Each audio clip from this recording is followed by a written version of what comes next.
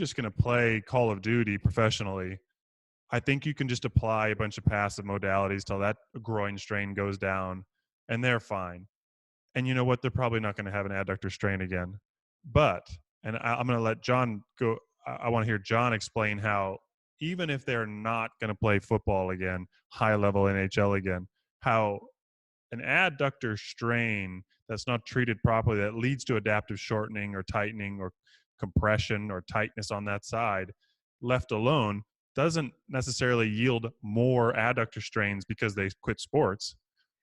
But what else can it yield? I mean, what other influences it can have that you have a change in that adductor, whatever one that's a problem, and not letting you do what? Like, what other, what's the sequelae of this injury? Imagine a slinky unfolding as it goes down the stairs, right?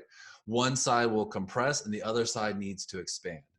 So I know that if her right groin is 100% is compressed, that those right adductors are compressed, she does not have expansion on that right lateral hip, right?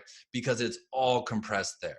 And that is where that slinky cannot go. You're just jamming the slinky down on one side and the other side will not then open up.